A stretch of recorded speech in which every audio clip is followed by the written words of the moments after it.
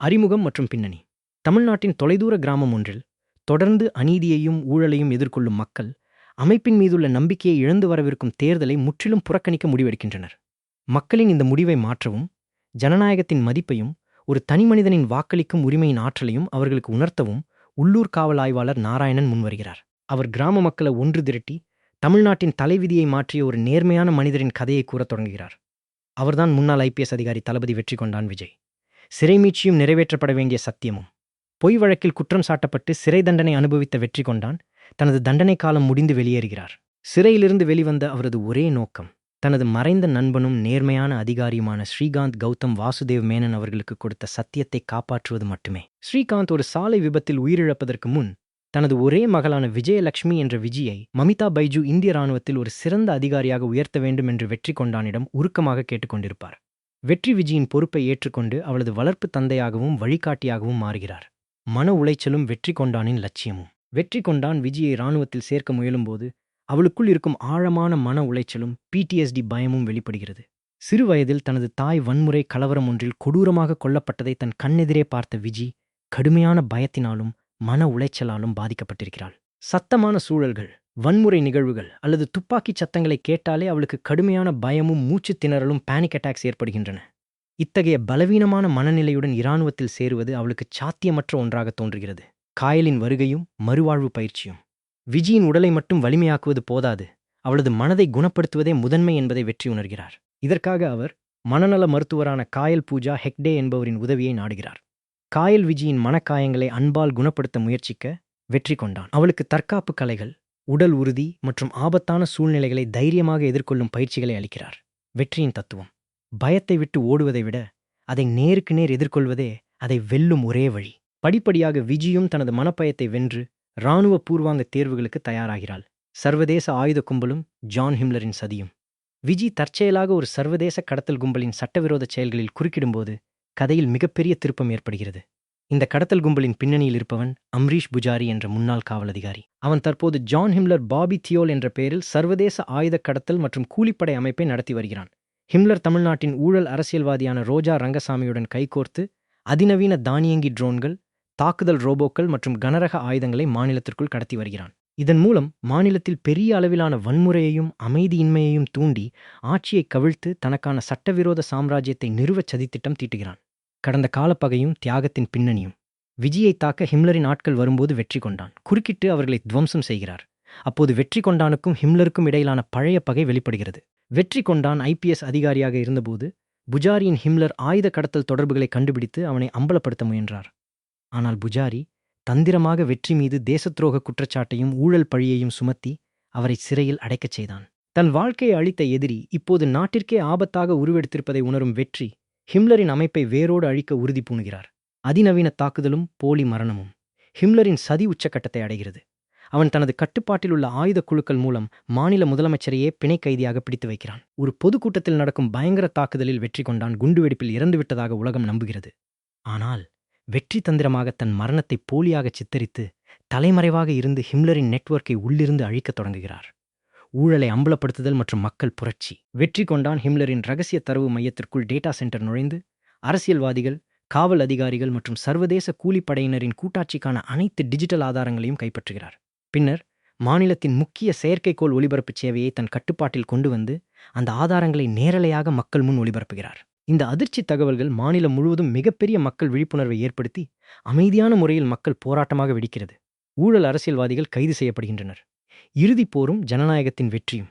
தனது சதி தோற்றதால் ஆத்திரமடைந்த ஹிம்லர் தானியங்கி தாக்குதல் ட்ரோன்களை ஏவி மிகப்பெரிய பேரழிவை ஏற்படுத்த முயல்கிறான். வெற்றிகொண்டான் ஹிம்லரின் முதன்மை தளத்திற்குள் நுழைந்து அவனது படைகளை துவம்சம் செய்கிறார். இந்த இறுதிப் போரில் விஜியும் தன் மனப்பயத்தை முழுமையாக துறந்து வெற்றிக்கு தோளோடு தோள் நின்று போரிடுகிறாள்.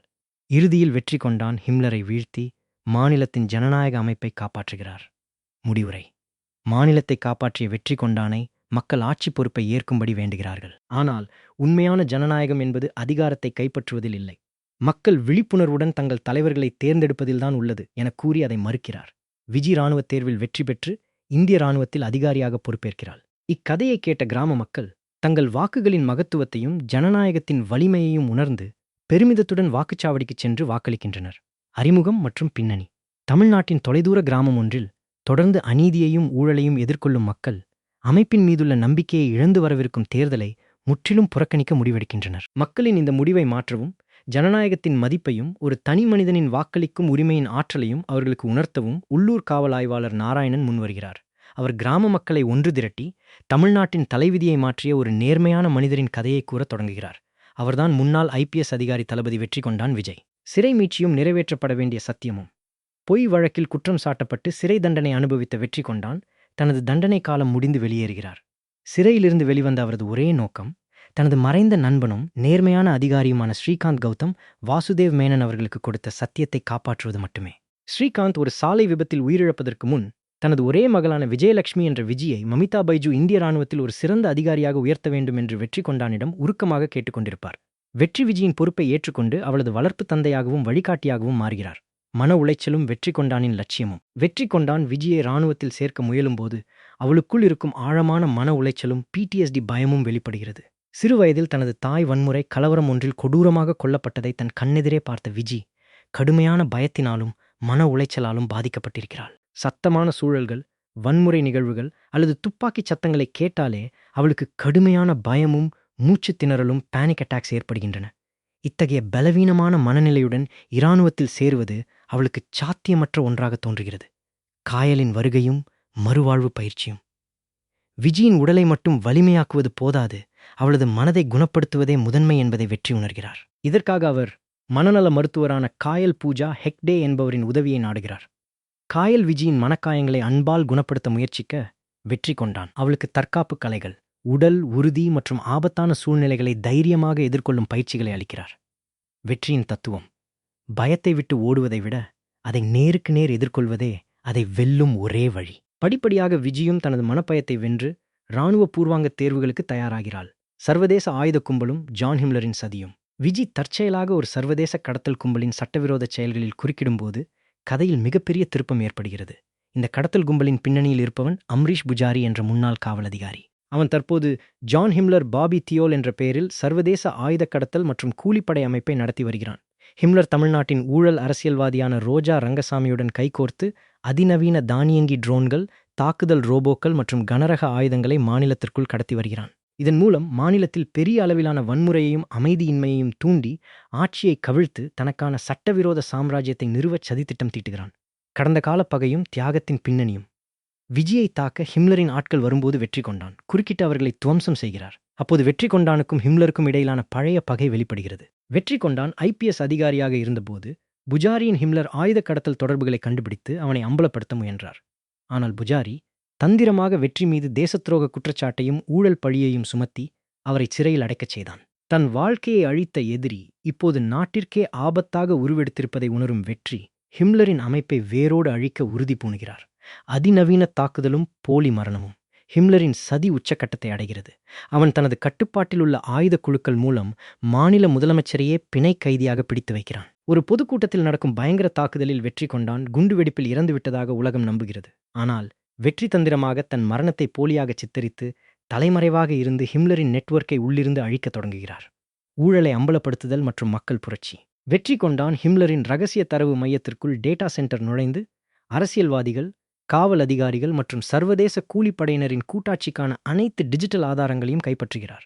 பின்னர் மாநிலத்தின் முக்கிய செயற்கைக்கோள் ஒலிபரப்பு சேவையை தன் கட்டுப்பாட்டில் கொண்டு வந்து அந்த ஆதாரங்களை நேரலையாக மக்கள் முன் ஒளிபரப்புகிறார். இந்த அதிர்ச்சி தகவல்கள் மாநிலம் முழுவதும் மிகப்பெரிய மக்கள் விழிப்புணர்வை ஏற்படுத்தி அமைதியான முறையில் மக்கள் போராட்டமாக வெடிக்கிறது. ஊழல் அரசியல்வாதிகள் கைது செய்யப்படுகின்றனர்.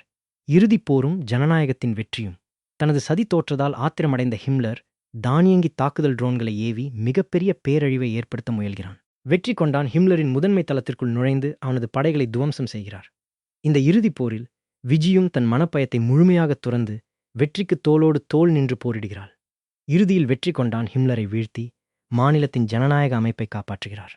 முடிவுரை: மாநிலத்தை காப்பாற்றிய வெற்றிகொண்டானை மக்கள் ஆட்சி பொறுப்பை ஏற்கும்படி வேண்டுகிறார்கள். ஆனால் உண்மையான ஜனநாயகம் என்பது அதிகாரத்தை கைப்பற்றுவதில் இல்லை, மக்கள் விழிப்புணர்வுடன் தங்கள் தலைவர்களை தேர்ந்தெடுப்பதில்தான் உள்ளது என கூறி அதை மறுக்கிறார்.